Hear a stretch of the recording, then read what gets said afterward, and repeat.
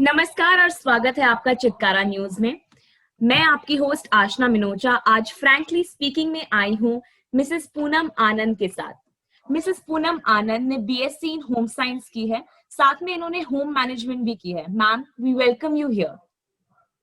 Thank you Aashna. Hello. सबसे पहले तो जो मैम की जो फेवरेट हॉबीज हैं, जैसे कि कुकिंग, बेकिंग और एम्ब्रॉयडरी, मैं ऐसा कहूँ कि कॉलेज में इनको ऑलराउंडर का भी खिताब दिया गया था। 1993 में इन्होंने अपना खुद का एक स्कूल स्टार्ट किया, यानी कि आज से 26 साल पहले रिवाड़ी के शहर में, हरियाणा के रिवाड़ी के शहर में इन्होंने अपना एक स्कूल स्टार्ट किया, जहां उस टाइम पे एजुकेशन को शायद इतनी इंपॉर्टेंस नहीं दी गई थी। बहुत ही स्मॉल टाउन से ये आती हैं और उस टाइम इतनी बड़ी चीज करना, और आज के टाइम में इनसे more than 3 to 4,000 students graduate हो चुके हैं। बहुत ही अच्छा रिस्पॉन्स आ रहा है। और आज हम बात करेंगे इन्हीं से कोविड को लेके, एजुकेशन सिस्टम को लेके और क्या क्या बदलाव हमने देखे हैं उसको लेके। तो मैम, सबसे पहले थैंक यू सो मच हमारे साथ जुड़ने के लिए। Thank you Aashna. मैम, मेरा सबसे पहला सवाल आपसे ये रहेगा कि आपने अपने स्कूल को, या फिर स्कूल ना कहकर झिलमिल फुलवारी को, एक चाइल्ड डेवलपमेंट सेंटर कहा है। तो ऐसा क्यों? जहाँ की सब स्कूल्स में प्रॉफिट्स देखते हैं, आपने अपने स्कूल को एक चाइल्ड डेवलपमेंट सेंटर क्यों कहा है? यस आशना, एक्चुअली जब हमने स्टार्ट किया था उस टाइम कोई कॉन्सेप्ट नहीं था रिवाड़ी में। प्ले स्कूल का तो बिल्कुल नहीं था कि इतने छोटे बच्चों को, यहाँ पे तो जो लोकल लोग हैं 5 साल तक तो हम स्कूल भेजेंगे ही नहीं बच्चे को, ये कॉन्सेप्ट था। लेकिन हमने उस टाइम में सोचा कि नहीं, ये चीज होनी चाहिए। और उसमें हम स्कूल का नेम नहीं देना चाहते थे ताकि बच्चों के अंदर एक फोबिया ना क्रिएट हो कि स्कूल जाना है, स्कूल जाना है। तो हमने सिर्फ इसको एक बाल विकास केंद्र की तरह चलाया है। और बच्चों को, हमारा मतलब बाल विकास केंद्र ये एक ऑल राउंडर बच्चे को बनाने के लिए, एक्स्ट्रा एक्टिविटीज डेवलप करने के लिए।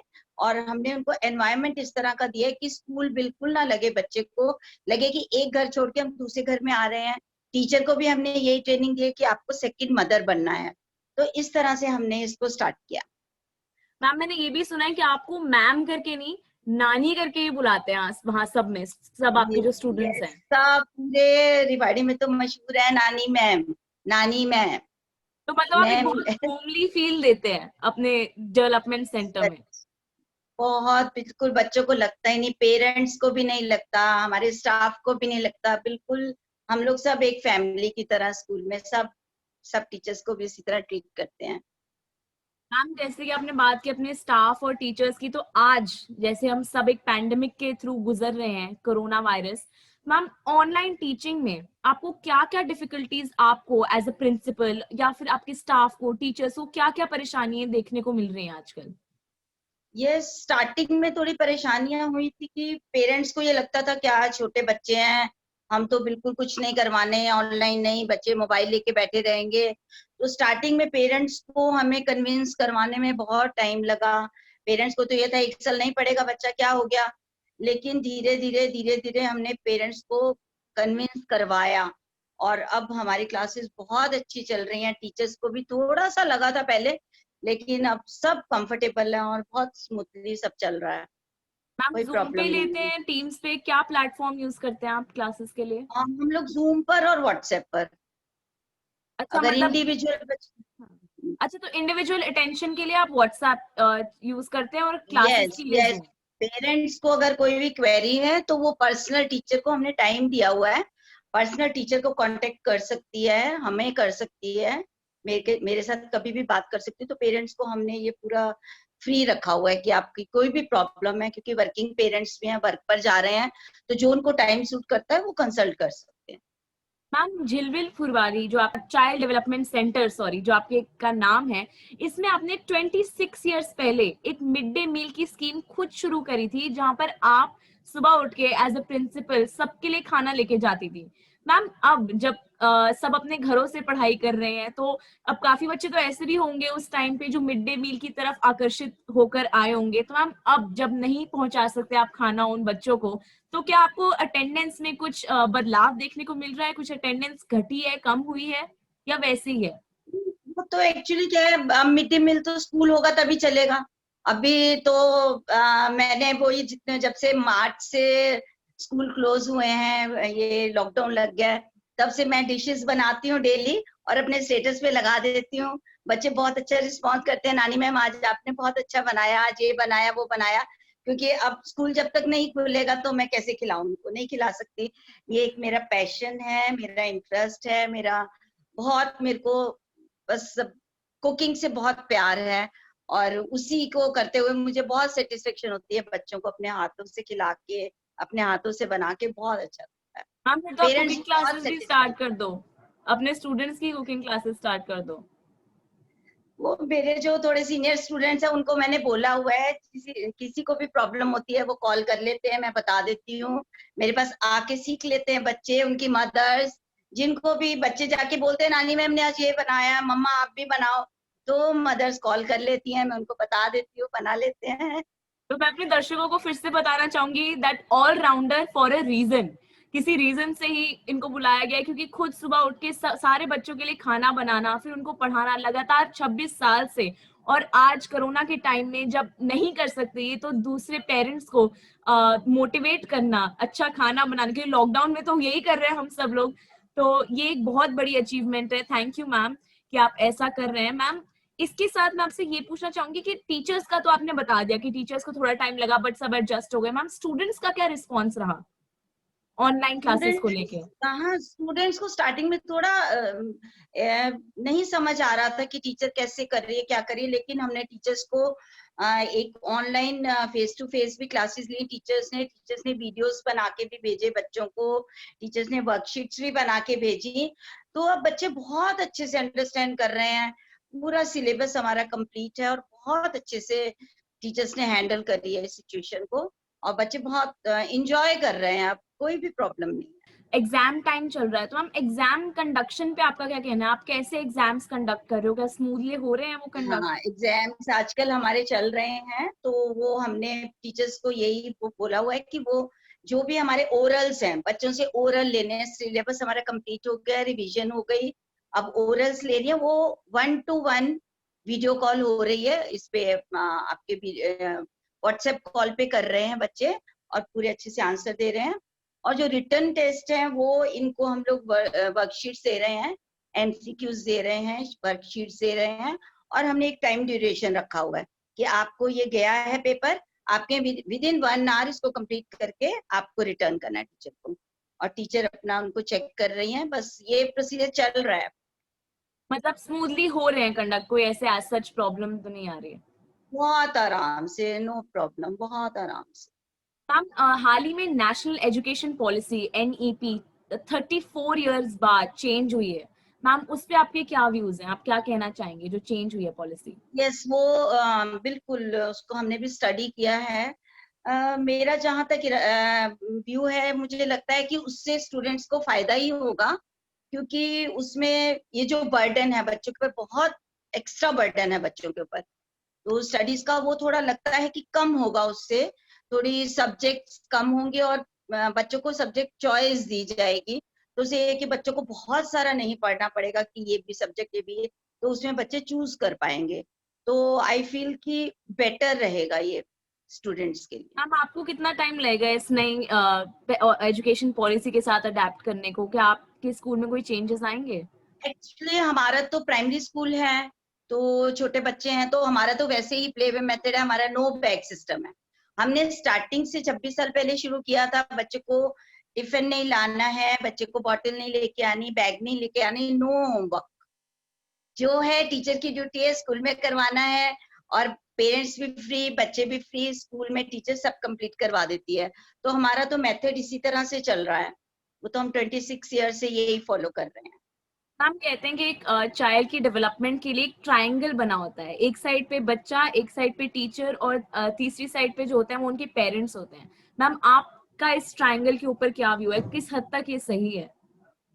मैं थोड़ा सा आजकल के पेरेंट्स के ऊपर कुछ कहना चाहूंगी कि इतने बिजी हो गए हैं मदर और फादर, कि जो ध्यान देना चाहिए बच्चे के ऊपर वो नहीं दे पा रहे हैं, जो बच्चे को चाहिए वो नहीं दे पा रहे हैं, और बच्चे की जितनी डिमांड्स हैं वो तो वो फुलफिल कर देते हैं, लेकिन एक्चुअल बच्चे को जो पर्सनल टच चाहिए पेरेंट्स का, वो मुझे लगता है कहीं हद तक वो छूट रहा है थोड़ा, और पेरेंट्स उस अपनी करियर की भागदौड़ में थोड़ा सा बच्चों को अवॉइड कर रहे हैं। तो हमारे स्कूल में ये पूरी कोशिश होती है कि बच्चों को वो एनवायरनमेंट दिया जाए कि उनको ये चीज फील ना हो। तो मैं थोड़ा सा इस चीज में मुझे लगता है, और मैं अपने पेरेंट्स को बहुत बोलती हूँ कि आप बिजी हैं लेकिन कुछ वैल्यू टाइम जो है वो अपने बच्चों को दीजिए, वो मस्ट है, बहुत जरूरी है। कुछ टाइम तो स्पेंड करना ही चाहिए। तो ये जो हमारे दर्शक देख रहे हैं, this was for all the parents जो देख रहे हैं, प्लीज अपने काम में इतना भी व्यस्त ना होएं कि अपने बच्चों के साथ टाइम स्पेंड करना भूल जाएं। मैम, ऑनलाइन एजुकेशन को ही लेकर आपका पर्सनल व्यू क्या है? आप कितने कंफर्टेबल हैं? अगर हम रेट करें 1 से लेकर 10 तक एक स्केल पर, आप कितने कंफर्टेबल हैं ऑनलाइन एजुकेशन के साथ? ऑनलाइन देखिए एजुकेशन तो हो रही है, उसमें तो नो डाउट कि सिलेबस कंप्लीट कर दिया, लेकिन जो एक्स्ट्रा एक्टिविटीज हैं, बच्चों को जो फिजिकल बच्चों को एक्टिविटीज चाहिए, और इतने मतलब इतनी हम लोग तो इतनी ज्यादा बच्चों की जो स्टडी पीरियड है वो हम कम रखते हैं, लेकिन एक्स्ट्रा एक्टिविटीज ज्यादा रखते हैं। वो कहीं लैग कर रहा है बच्चों को, एक घर के अंदर बंद हैं सब बच्चे। अब मैं तो थोड़ा सा इसमें भी, इनको स्टोरी टेलिंग है, गेम्स है, हम लोग ऑनलाइन करवा देते हैं बच्चों को, लेकिन बच्चों की फिजिकल एक्टिविटीज बिल्कुल बंद हो गई हैं।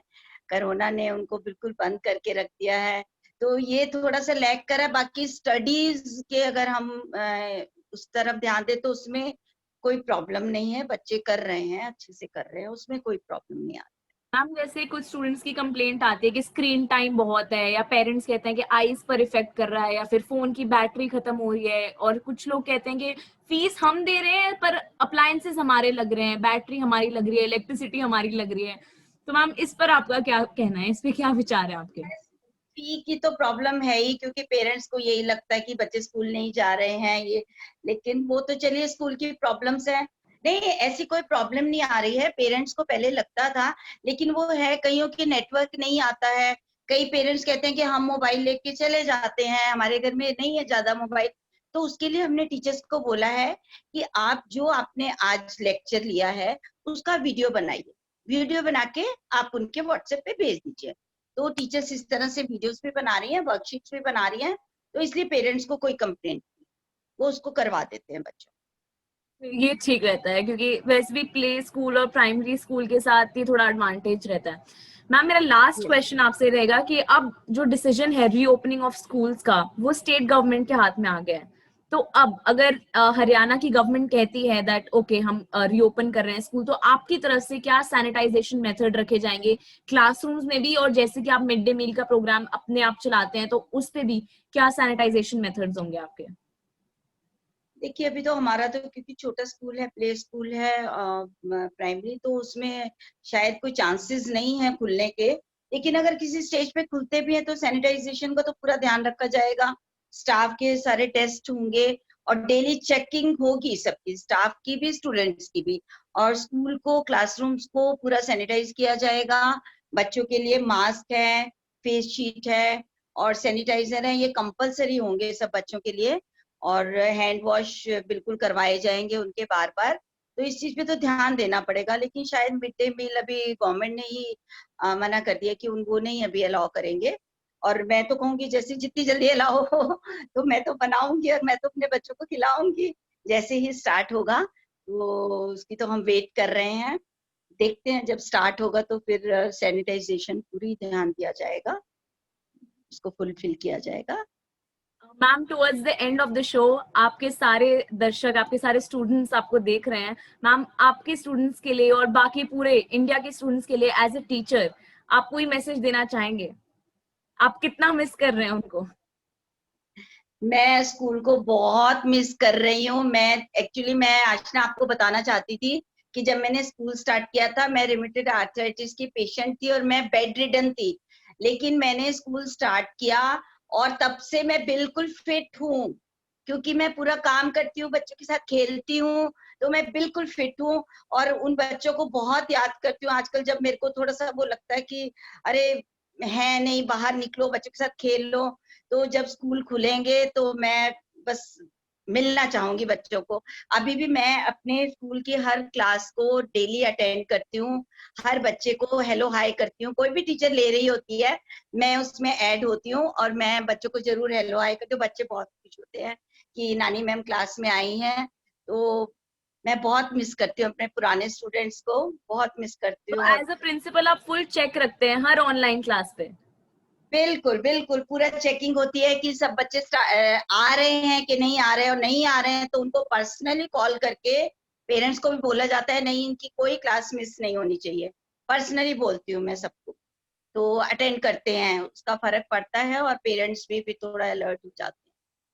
Thank you so much ma'am आज हमारे साथ जुड़ने के लिए। तो ये थी एक महिला जिन्होंने 26 साल पहले एक चाइल्ड डेवलपमेंट सेंटर खोला विद नथिंग, जैसे कि इन्होंने कहा इनको रूमेटॉइड आर्थराइटिस था 26 इयर्स पहले, और आज वही काम करते बच्चों के साथ में रह के she has cured her disease. तो हमारी बेस्ट विशेष इनके साथ हैं और सभी स्टूडेंट्स और टीचर्स के साथ हैं, क्योंकि टीचर्स अपना 100% देती हैं। शायद इतना एक्नॉलेज नहीं कर पा रहे हम कोविड में, बट हमारी बेस्ट विशेष हम आप सभी टीचर्स को। इसी के साथ बहुत बहुत शुक्रिया आपका। देखते रहिए चित्कारा न्यूज।